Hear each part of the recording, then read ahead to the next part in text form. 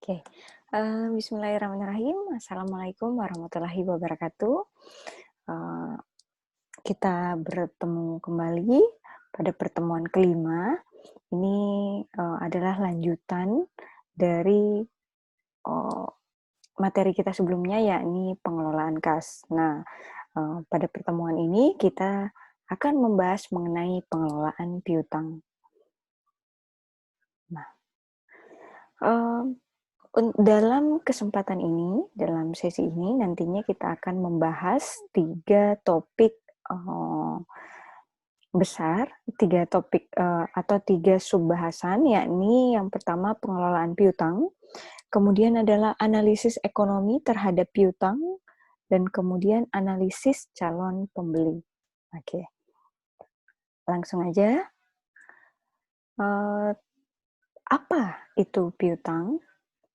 Nah, piutang ini adalah hak tagih perusahaan atas pihak lain berupa uang, barang, atau jasa yang dijual secara kredit.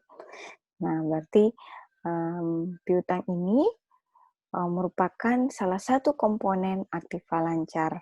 Nah, jadi sama dengan kas, piutang ini juga salah satu elemen dari aktiva lancar. Oke.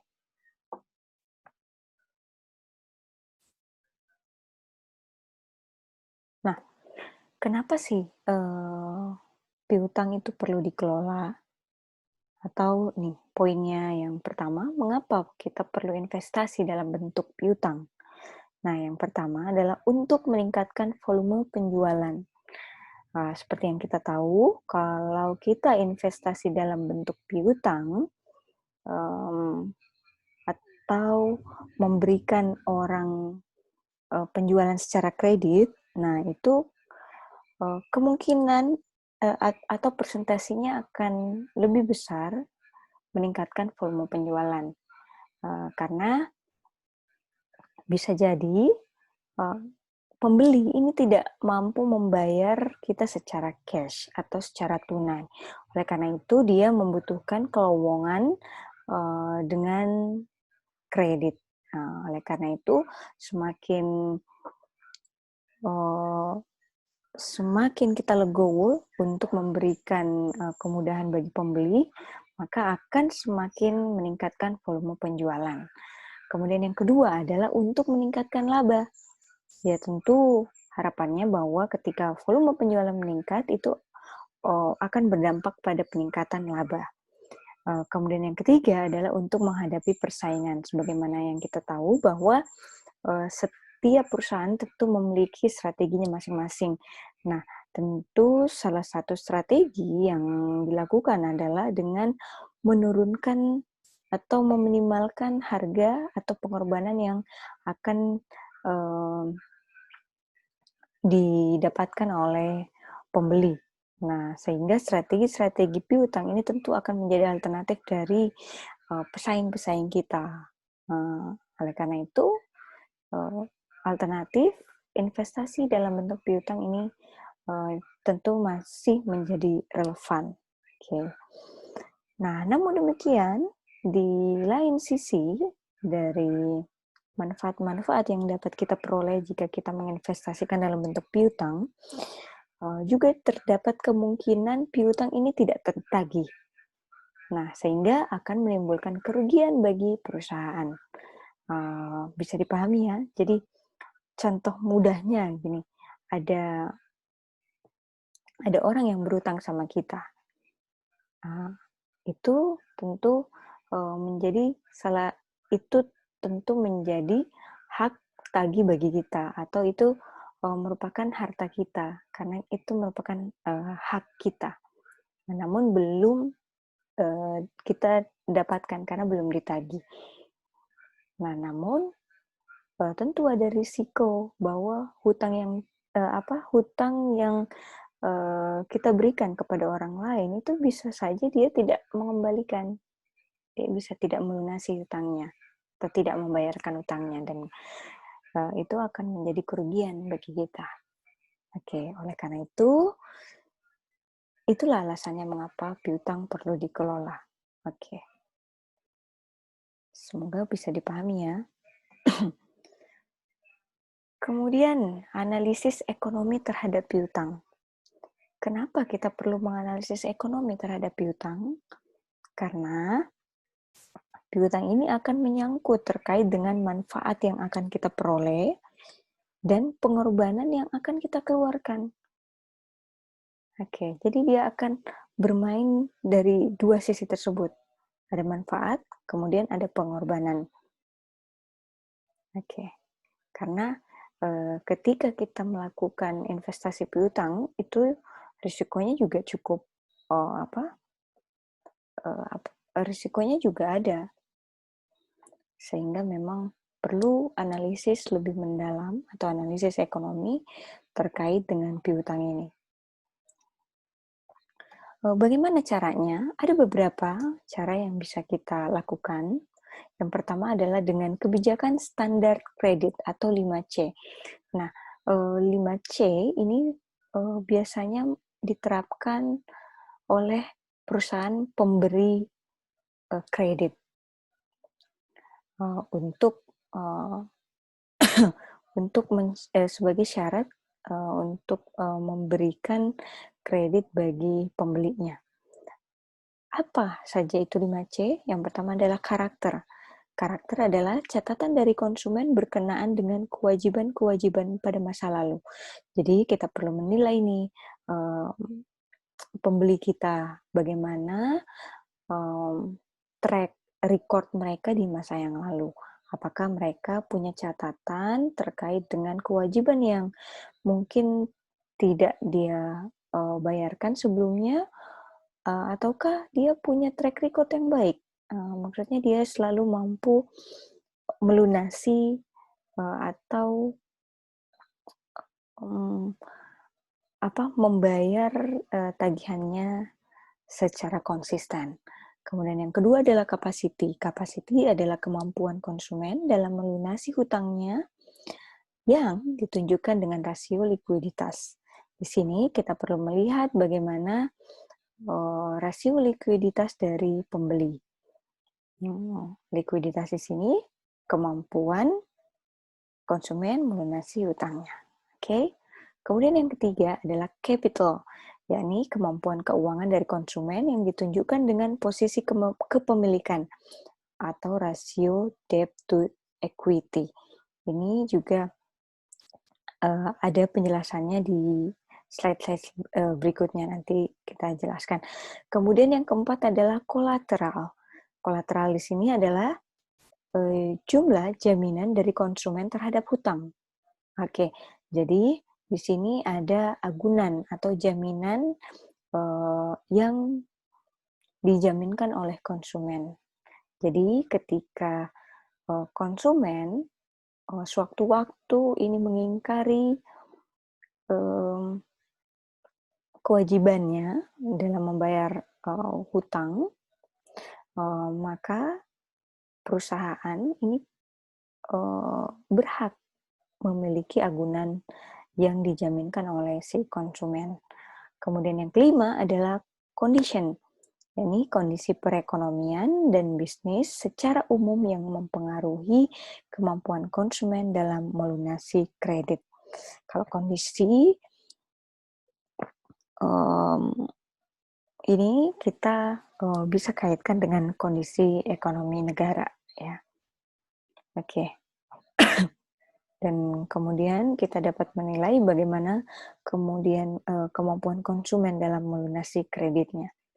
Oke, itu tadi salah satu pendekatan yang bisa kita lakukan dalam menganalisis ekonomi terhadap piutang. Berikutnya adalah kebijakan diskon dan jangka waktu kredit. Nah, ini juga ada beberapa alternatif yang bisa kita analisis ketika kita akan memberikan kredit atau melakukan penjualan secara kredit. Ini ada ilustrasi. Yang pertama adalah ketika alternatif yang diberikan adalah penjualan kredit tanpa diskon. Nah, ketika kita melakukan ini, kita perlu menimbang manakah manfaat yang lebih besar? Apakah manfaatnya lebih besar atau justru pengorbanannya lebih besar? Tentu kita mengharapkan alternatif yang manfaatnya lebih besar dibandingkan pengorbanan. Tapi jika sebaliknya, maka alternatif tersebut tidak disarankan untuk dilakukan. Oke. Untuk perhitungannya nanti bisa disimak sendiri rekan-rekan. Namun inti dari yang bisa kita tarik dari alternatif jika perusahaan mengambil kebijakan ini, yakni akan memperoleh manfaat sebesar 37,50 juta dengan pengorbanan 23,80 juta. Kalau dilihat dari sisinya, kita masih memperoleh manfaat atau tambahan manfaat bersih sebesar 13,70 juta. Oleh karena itu, pertanyaannya, apakah perusahaan perlu beralih ke penjualan kredit kalau biaya dana sebesar 16%? Ya, karena tambahan manfaatnya masih positif dan masih menguntungkan, ya maka kenapa tidak dilakukan. Oke. Kemudian yang kedua, jika alternatif yang ditawarkan adalah penjualan kredit dengan diskon. Nah, ini juga sama, kita perlu menimbang manfaat dan pengorbanan dari masing-masing kebijakan. Di sini manfaat yang diperoleh sebesar 7,93 juta dengan pengorbanan sebesar 10,50 juta. Artinya bahwa kita memperoleh manfaat bersih yang minus. Oke. Sehingga sebaiknya kebijakan seperti ini tidak disarankan. Sebagai informasi tadi, ilustrasinya bahwa dengan skenario ini, perusahaan menawarkan kebijakan bagi pembeli yang dapat melunasi pembayaran di hari ke-20, maka memperoleh diskon 2%. Jadi kalau melunasi di hari ke-20, pembeli akan memperoleh 2% diskon. Nah, ternyata dengan cara ini, itu jauh lebih besar pengorbanan yang akan kita keluarkan. Jadi, tidak disarankan untuk melakukan ini. Kemudian yang ketiga adalah dengan penjualan kredit dengan kemungkinan piutang tidak terkumpul atau tidak tertagih. Nah, ini tadi ya, kalau kita melakukan investasi piutang, tentu ada risiko piutang itu tidak tertagih. Nah, di sini ilustrasinya dimisalkan bahwa penjualan kredit dengan pelunasan hari ke-60 dengan perkiraan ada 1% pembeli yang tidak bayar. 1% tidak dibayar, atau 1% pembeli tidak tertagih ya. Apakah sebaiknya alternatif ini kita jalankan? Mari kita lihat. Manfaatnya sebesar 37,50 juta. Sementara itu, dari sisi pengorbanannya sebesar 34,30 juta. Jadi, tambahan manfaatnya masih ada, yakni 3,20 juta atau masih positif. Sehingga jika 1% tidak tertagih dalam perhitungan ini, kita masih untung. Jadi ya tidak masalah. Bisa dilanjutkan alternatif ini. Oke. Kemudian ada juga faktor-faktor lain, yakni penjualan yang bersifat musiman itu diberikan potongan khusus. Oke, ini kenapa diperlukan? Karena jika musim-musim tertentu itu biasanya ada peningkatan penjualan, sehingga atau peningkatan permintaan, sehingga salah satu strategi yang bisa dilakukan oleh perusahaan adalah dengan memberikan diskon atau potongan khusus, sehingga akan lebih meningkatkan penjualan dan menambah profit. Kemudian bisa juga dengan membentuk bagian penagihan kredit. Nah, tapi ini juga membutuhkan biaya yang tidak sedikit karena kita perlu membiayai membiayai orang yang kita pekerjakan. Oleh karena itu dari tawaran-tawaran ini, misalnya penjualan bersifat musiman yang diberikan potongan khusus dan membentuk bagian penagihan kredit, ini kita perlu menimbang manfaatnya apakah lebih besar ataukah pengorbanannya jauh lebih besar. Nah, oleh karena itu perlu analisis ekonomi terkait dengan kebijakan-kebijakan yang akan kita ambil. Nah, kemudian pertanyaan berikutnya, bagaimana kemudian kita menganalisis calon pembeli kita? Nah, itu dengan cara yang pertama bisa kita analisis debt to equity ratio-nya atau DER-nya dan return on equity atau ROE-nya. Ini adalah analisis perekonomian dari perusahaan sehingga kita bisa menilai baik buruknya perusahaan dari debt to equity-nya dan return on equity-nya. Oke. Oke, jadi kalau kita lihat di sini, analisis debt to equity ratio itu, kita akan menganalisis bagaimana, kondisi, aset dari perusahaan. Apakah aset dari perusahaan itu, porsinya sangat besar dibiayai oleh hutang, sehingga nanti bisa melihat kondisi, perusahaan itu kondisi perusahaan itu dalam,